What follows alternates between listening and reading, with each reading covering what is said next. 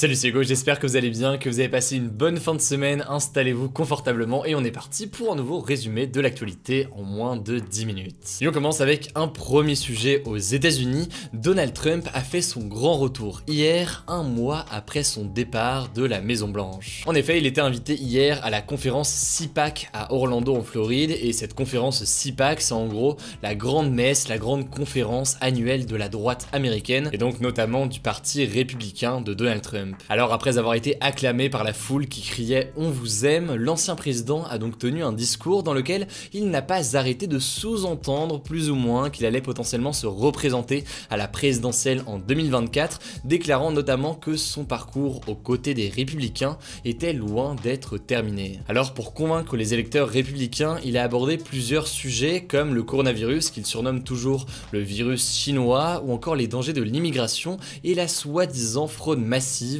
qui l'aurait fait perdre lors de la dernière élection présidentielle. En tout cas pour l'instant du côté du parti républicain, il n'y a pas vraiment une autre personne qui serait capable forcément de rivaliser avec Donald Trump. Et face à lui, logiquement, il y a le parti démocrate et notamment Joe Biden qui est à la Maison Blanche en tant que président depuis un mois. Et d'ailleurs ça me paraissait assez intéressant de faire un petit point sur ce qu'il a pu faire sur ce premier mois à la Maison Blanche. Depuis le début de son mandat, Joe Biden a donc signé 17 décrets qui entraînent plusieurs choses. Il y a notamment l'autorisation pour les personnes transgenres de servir à nouveau dans l'armée américaine, l'arrêt de la construction du mur à la frontière avec le Mexique ou encore le retour des États-Unis au sein de l'Organisation mondiale de la santé. C'est une organisation que Donald Trump avait quittée l'an dernier. Alors le président américain a aussi annoncé un retour des États-Unis au sein des accords de Paris pour le climat, mais la mesure phare ces derniers jours de Joe Biden, c'est son plan de relance de 1900 milliards de dollars pour relancer l'économie américaine. C'est un plan qui doit être encore voté au Congrès et c'est un gros défi pour le président américain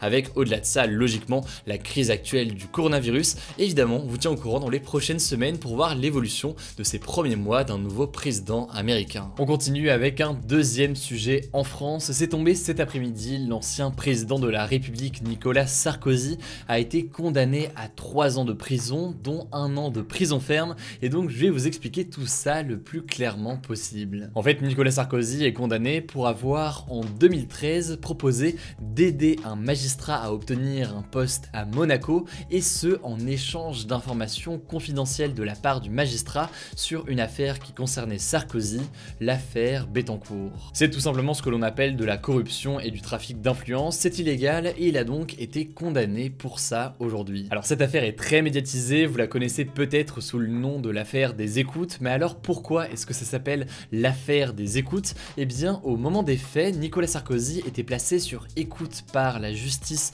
pour une autre affaire. Cette affaire, c'est celle des financements libyens de sa campagne. Or, pour éviter d'être écouté par les enquêteurs, il avait ouvert une ligne secrète créée sous le pseudonyme de Paul Bismuth avec une carte SIM prépayée. Et c'est en fait avec cette ligne téléphonique qu'il a pu notamment parler de l'affaire Bettencourt avec son avocat Thierry Herzog. Et donc, il a pu prévoir cet échange d'infos contre un poste avec le magistrat en question. Alors pour que ce soit clair, ici Nicolas Sarkozy n'a pas été condamné pour avoir ouvert une ligne secrète avec son avocat, mais bien pour avoir proposé un poste en échange d'infos à un magistrat. Simplement, il s'avère que c'était en l'occurrence sur cette ligne téléphonique Paul Bismuth. Faut savoir que ce verdict est assez historique puisque c'est la première fois qu'un ancien président de la 5ème République est condamné à de la prison ferme. Jacques Chirac avait déjà été condamné mais seulement à 2 ans de prison avec sursis, donc ça veut dire qu'il n'a pas eu besoin d'être physiquement derrière les barreaux d'une prison. Alors après, il y a très grande chance que Nicolas Sarkozy n'aille pas non plus en prison,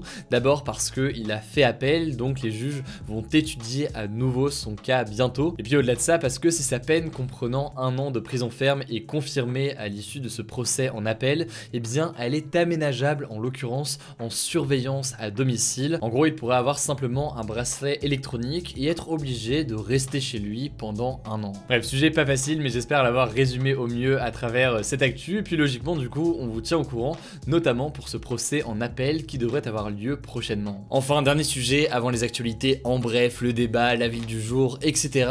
Une étude prévoit une flambée de la pandémie de Covid-19 mi-mars en France. Pour l'instant, on compte environ 25 000 nouveaux cas chaque jour en France, mais d'après les projections de l'Institut Pasteur de Lille, ce nombre pourrait doubler d'ici 2 semaines et il pourrait donc atteindre, selon les estimations, estimation 50 000 cas quotidiens à la mi-mars, un seuil qui n'a pas été franchi depuis le mois de novembre. Alors la raison de cette montée en flèche, ce serait tout simplement les variants qui continueraient à se développer, et notamment le variant britannique qui est beaucoup plus contagieux que les autres formes principales qui circulaient jusqu'ici. Quelles conséquences est-ce que cette hausse pourrait avoir sur notre quotidien? Eh bien, selon l'Institut Pasteur de Lille, il faudrait reconfiner dès maintenant entièrement la population. En fait, pour eux, retarder le confinement comme le fait actuellement le gouvernement, voire vouloir éviter à tout prix un reconfinement, ce n'est pas forcément possible dans la situation actuelle puisque la hausse de la contamination due notamment aux différents variants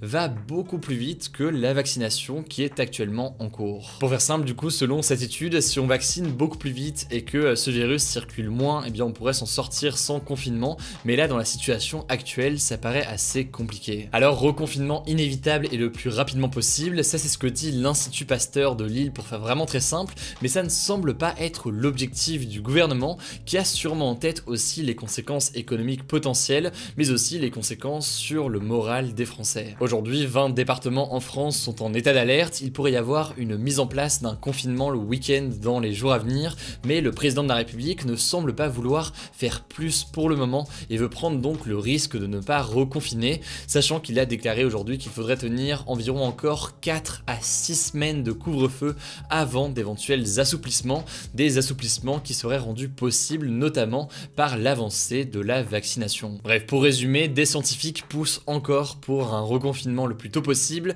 Emmanuel Macron veut de son côté l'éviter pour le moment. On verra dans les jours à venir s'il a pris la bonne décision. Allez, comme chaque jour, on est parti pour un résumé de l'actualité en bref. Et là, normalement, si tout se passe bien, je vais essayer. Ça devrait durer moins d'1 minute. On commence avec une première actu qui concerne les jeunes en France. La plateforme du gouvernement Un jeune, une solution qui aide les jeunes à s'insérer sur le marché du travail a ajouté aujourd'hui 30 000 offres de stage aux 100 000 offres d'emploi qui sont disponibles dessus. Alors d'après le gouvernement, ce site aurait permis déjà à 1,2 million de jeunes de signer un contrat. Et de votre côté, si jamais ça vous intéresse et que vous voulez voir si il y a des offres qui sont pourquoi pas pertinentes pour vous, eh bien rendez-vous sur unjeune-une-solution.gouv.fr. Deuxième info à l'international cette fois-ci, en Birmanie, il y a un mois, la chef d'État Aung San Suu Kyi a été arrêtée dans le cadre d'un coup d'État orchestré par les militaires. Et bien depuis, en l'occurrence, la répression se poursuit.